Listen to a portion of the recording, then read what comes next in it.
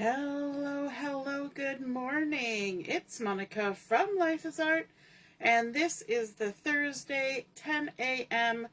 technique at the Journey to Bali online crop, and we are just beginning our crop today and going live, doing some technique. We're going to be using paper, embossing, and inking today, and this is part one of a project. So later on today we will have part two, and I'm just making sure we're kind of centered and focused and all that jazz.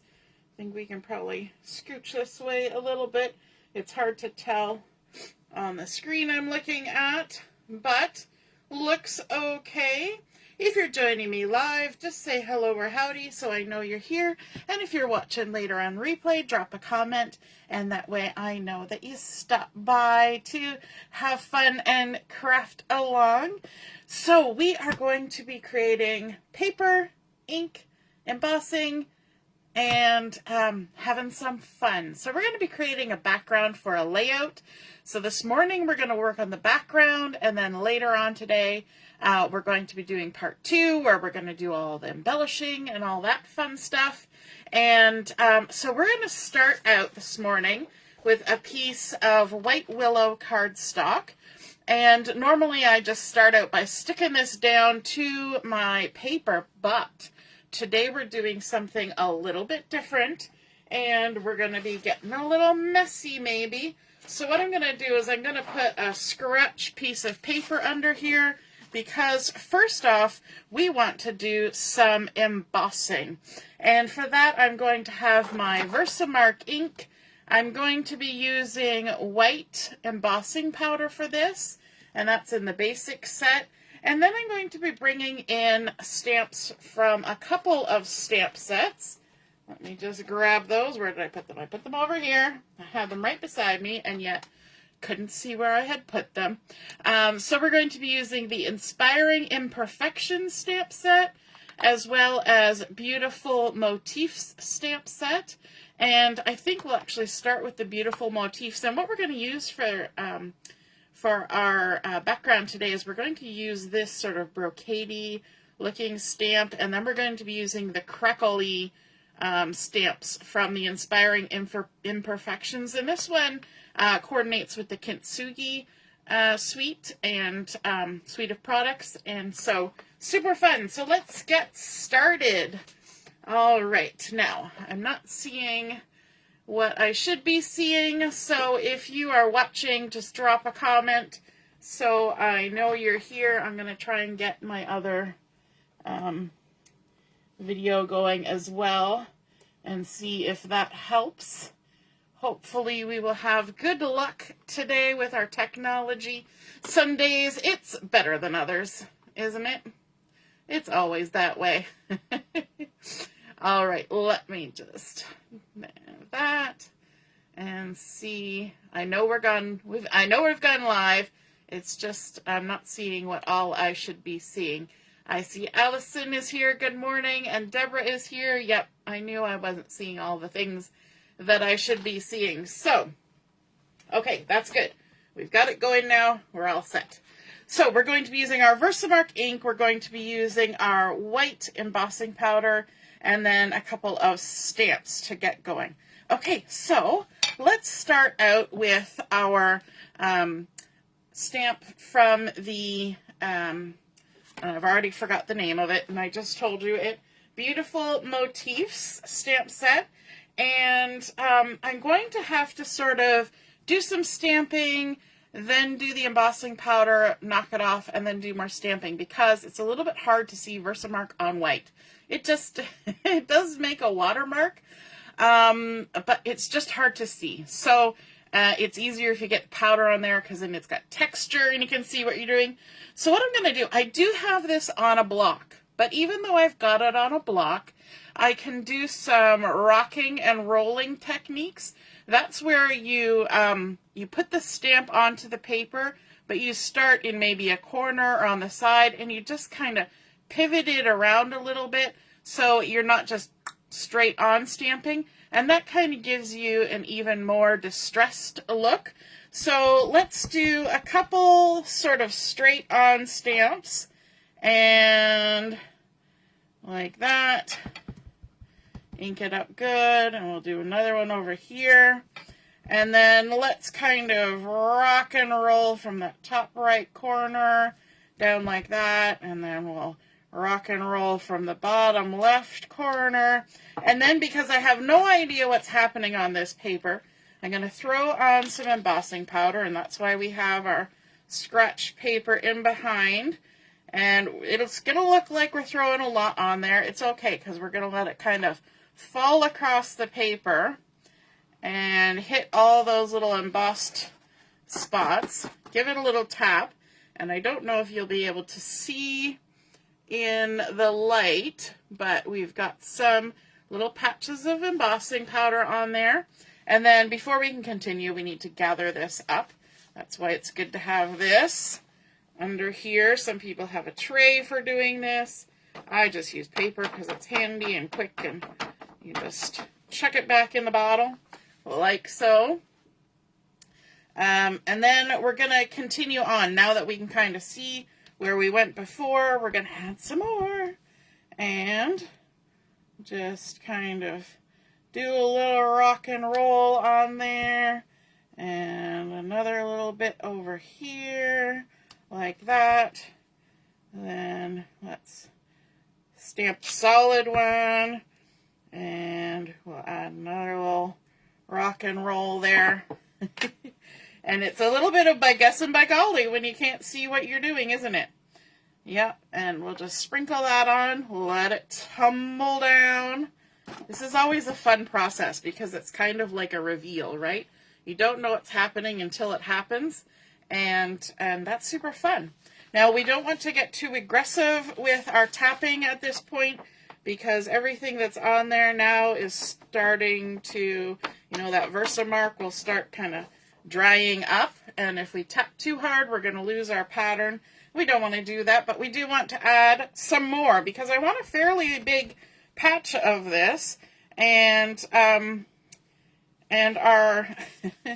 our image is not that large, so we're going to just kind of keep going right off the edge there like that, and do a little rock and roll to extend our pattern, like so. Let's put a whole solid one there, a little rolly bit there, and even come up here, like that. Okay, let's do some more sprinkling, and I'm actually going to sprinkle kind of up here first and tap it off, just because we kind of went for a long excursion on that one. It's looking pretty fun so far. All right, let's gather this up. So how many of you have done this kind of heat embossing where you are just creating a background? Quite often you would maybe think to use a colored embossing powder as opposed to a white, but it's going to have a fun effect, I guarantee. All right, let's do a few more of these, maybe one right there, just a solid one, and another one here, and a little bit there. And then let's also bring in a few of the crackles. Sorry, I've got my Versamark off to the side where you can't even see it. So this one's a small crackle, and we can just go ahead and stamp that wherever we want. And we can turn it this way and that way, like that. And then let's go ahead, let's add, so we don't want to wait too long before we add the embossing powder, because we kind of forget where we are, and things might kind of dry up. And for doing embossing, you need to have either pigment inks or something like a Versamark to be able to do it. A regular water-based ink will not have enough dry time You need to have a lengthy dry time in order to have a chance to get that embossing powder on there. And we're just going to funnel that back in. I'm missing my jar a few bits there, but that's okay. And so let's grab this little crackle and do a few more little blue bits of it. I'll do one up there. And maybe continue on this one that was there, now that I can see it. And one there. And then we can also bring in the larger one. And these stamps have all been seasoned. I gave them a nice little season earlier this morning. And so that's why I'm not doing it right now. There we go. Let's add a crackle in there too. Okay. Throw some embossing powder on. And why am I continuing to add embossing powder and not heat it up? Anybody know? Anybody got any idea why we're not just going ahead and embossing while we're working? There's a technical explanation for it. And I'm sure some of you know it. So if you know, pop it in the comments. Oh, Carol's on. Good morning, Carol. And I see Diane's here, and Katie. Good morning, good morning. Carol's only here for a quick little visit. That's okay. Just going to funnel that back in. So why would you continue to add the embossing powder without heating it up? Any guesses? We're going to do one more round here, I think, with this big crackle. Whoops, that's not the crackle. This is the crackle.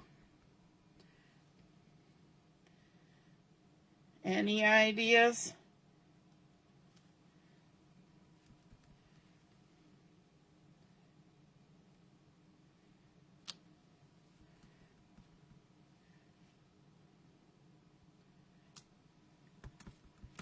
And last one going on here. There we go. Okay, enough of that. When is enough enough? Allison says, I was going to ask. Yes, because it seems odd. Wouldn't it be more secure if I just went ahead and heat embossed? Well, embossing powder is super tiny, fine, powdery plastic. And plastic has both a static cling type thing. You know, you get a little piece of plastic and it just won't let go of your hand. So this stuff statics everywhere, which is fine for what we're doing. If I get random bits of embossing powder that are stuck to my paper, it doesn't bother me because of the technique we're doing. And I got embossing powder everywhere. But if I heat up my paper and then I stamp again while the paper's still warm and I throw embossing powder on there, we're going to get sort of a white out of embossing powder, because even just a little bit of heat will make that embossing powder stick to your base page.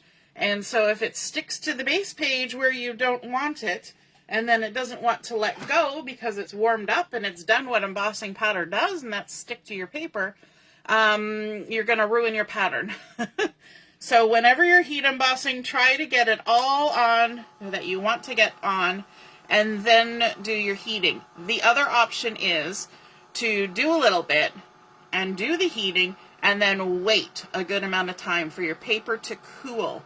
Because once your paper is cool, then you can go back and work on it. But because we're doing a video, it's not gonna be very easy for us to do that because we don't want to take forever. So now I'm just gonna turn my light here so maybe you can see the embossing a little better. Right now it's dry and powdery, and we're just going to take our heat gun and we're just going to work our way across the pattern, and you're going to see it do its magical change from dry and powdery to shiny and bright. If the light catches it just right. It's also, again, it's hard because it's white on white. And we're just going to work our way across. I like to hold my paper up off my work surface to do this. I like to hold my heat gut tool at an angle so that it's blowing across the pattern, and that way it's kind of warming up stuff before we get there, so that the transition is pretty quick. And we'll just work our way across, letting it do its job. This is probably like watching paint dry for you guys, because you're probably not getting the effect. And because I'm watching what I'm doing, I'm not really seeing on my screen whether we're getting the shininess popping. Now, the trick with this is, and especially with white cardstock, I have found it's a little bit different with colored cardstock, possibly because of the extra pigments in there, the dyes. White cardstock, if you get your paper too hot and you leave your heat tool in one spot for too long, you actually heat up the fibers so much that your embossing powder sinks right down inside of it. It almost like melds with the paper, which is not a bad thing, but if you want texture, you're going to lose a lot of the texture. So we're just working our way. We're almost there. It's doing good. The other thing that I always caution against is shaking your heat gun. I know I see a lot of people when they're heating and they're like shaking their heat gun as they do it. It's not necessary. It's not good for your thing, because there's a heating element in there and you could break it just by the vibrations of doing that. The other thing is this is now pretty hot, so don't set it down anywhere where it could cause a problem. I also never leave it plugged in my craft room when I leave. I always unplug it, because, you know, fire safety and all that. So I put it in a nice safe spot over there so that nothing happens. And so now, let's see, can you see the shine on there?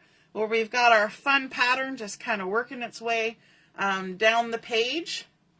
It's hard for me to tell on my screen whether you're seeing anything, but hopefully you see a little something. Okay, let's close up our Versamark and get that out of the way, because now we want to make a little bit of a mess, but a good mess. So I'm going to bring in something to protect my tabletop. You can use whatever you want for this. When my daughter's doing arts and crafts, we have plastic tablecloths from the dollar store that we use, and just anything to protect your surface. Or if you have a glass mat, that's easily wipeable. So I've just got this and it can wipe off. So I've got my my embossed background, and now what I want to do is, you know the sheets of acetate that we sell, the window sheets? Yes, these are fabulous for making shaker cards and things like that, and fun accents and embellishments. However, they are also a very useful tool for getting a little inky. So I've got this piece of window sheet, and it's a 12 by 12 approximately, and I think I might have cut some off because it's not exactly 12 by 12, but one side will have a piece of plastic film. You want to peel that off, but then once you're left with just this, we can go ahead and do some fun techniques with this. And for this, I'm going to bring in some, let me see, what do I want? I was thinking, oh, getting stuck. I was thinking Misty Moonlight, but I'm trying to, yeah, I'm going to go with Misty Moonlight. We're going to just do some fun inking. Now, I've just opened my, my ink here, and you'll notice this end, the part where you grab to do all the sliding and everything, it's got a lot of plastic at this end. But if you take a look at this end, there's just this thin little bit of plastic. And if you're trying to transfer ink from one ink pad onto a surface, if you use that end where the plastic is right close, it's a little easier to get the ink where you want it to be. So I'm just going to add some ink to my window sheet, and then I'm going to come in, I'm just going to turn that light, maybe that'll help with some of the glare. I know it's just going to be glary. I'm going to come in with my Stampin Spritzer, and I've just got water from the tap in there. Went in the bathroom and filled that up just before we started. I almost forgot, that's why we were a couple minutes late. I had to go get some water. And then we're just going to spritz on here and get our ink all inky We can even sort of swizzle this around like so, get it kind of moving so it's not so straight and stuffy. And then we can quickly flip this over, and if you flip it over quickly, it doesn't drip. And then all we're going to do is we're going to put it down on our paper and kind of rock it around and add some fun inky goodness onto our page, and we can just keep going until we run out of inky goodness on here. And you can even set it down and give it a good smush. So this is a kissing technique where you're just transferring ink, and you kind of get a base layer on there like that. And you can see now where that heat embossing is, that we're having kind of a resist effect. And because where the embossing is, the ink is not sinking in. If you take your little cloth and just kind of dab across there, you're going to pick up any extra ink that's sitting on there and keep it nice and clean and white. And because we're not using a watercolor paper, we're just using our white Willow. The train of thought just left the station.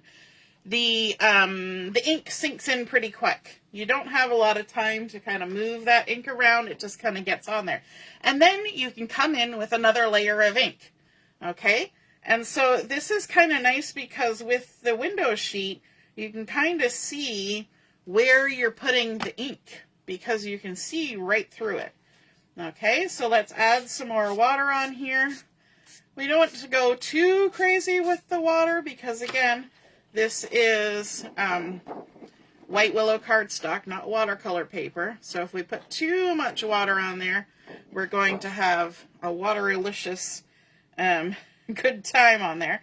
But this time I'm going to kind of set it down and give it a nice little kind of push to get some of that ink to settle in real quick before we lift it back up.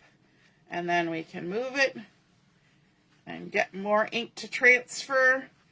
And different ways of putting it down and moving it around can give you a different look with what's going on your page.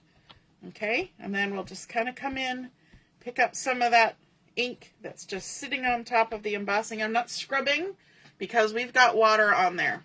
And so I don't want to scrub my paper. I will scrub my window sheet. And why do I keep wiping off my window sheet only to add more ink? Well, that's because there's water on here. And I don't want to take my ink pad, which is essentially a sponge, and right down into water because my sponge is going to suck up that water. Yeah, I know.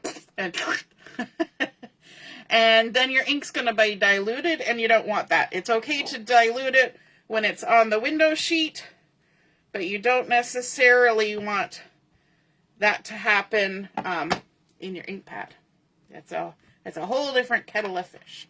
Okay, let's get some more water on here. And you basically just keep going until you get the look you want. Okay, so I'm going to go on here and get a little more smushy with it. Spread some of that ink around. Super fun. I don't know, I could do this all day. I don't know about you. And sometimes I just line up paper and just start smushing and having fun because it's a lot of fun. Why wouldn't you do it? Okay, let's wipe that off. And you know what? You just keep reusing this and reusing it. You know, put a little sticky tape on it so you know that's your inky one. So you don't try to use it for heat embossing, or not heat embossing, for making a shaker panel because you might not get the look you want. Okay, so now we can literally set this aside to dry. But I think that is super fun. I like how it's kind of trailed off at the bottom there. And we've got some splatters that are going out to the edge. But you can see everywhere that fun, distressed embossing was, we've got an emboss resist happening. And a little bit of shine from that white embossing powder as well, which is super fun. Hey, Jennifer. Oh, Diane says she missed my smooshing. Awesome. And Allison's saying it's already looking pretty. Hooray. Awesome. And, oh, hey, Laura. Nope, you didn't miss me. We started a couple minutes early because I had to go grab some water. So now that we've got that on there, we can either let it dry naturally or we can use a little bit of heat. And I'm going to use a little bit of heat because I want to do maybe a couple things before we finish up this morning. So what you're going to do is you're going to use your heat tool or a hair dryer, which is a little more gentle. And I'm just going to kind of wave it gently across. And I'm even going to heat it from the back side. Look at that. The back side even looks really cool. Kind of has that mildew growing through feel to it, doesn't it? But it's just the ink coming through the paper. So we call this baking it on both sides, but not baking it so much that it's going to go crazy. Because you have water on there, it has opened the fibers of the paper. That's going to cause some warping. And by heating it on both sides, that minimizes some of the warping. But there's always going to be a little bit. Once it goes into your page protector, give it enough time, it'll be flat again. And even if it's not, just call it dimension. Texture, it's the look. If you're going to create things that are like this, you're going to have to enjoy the look, right? All right. Let's go a little bit more because I want to do a little bit of stamping and such on here. And I want to give it a minute to get a little bit drier before we do that. It's getting there. So, who's done this before on their layouts? A big smushy background with some emboss resist.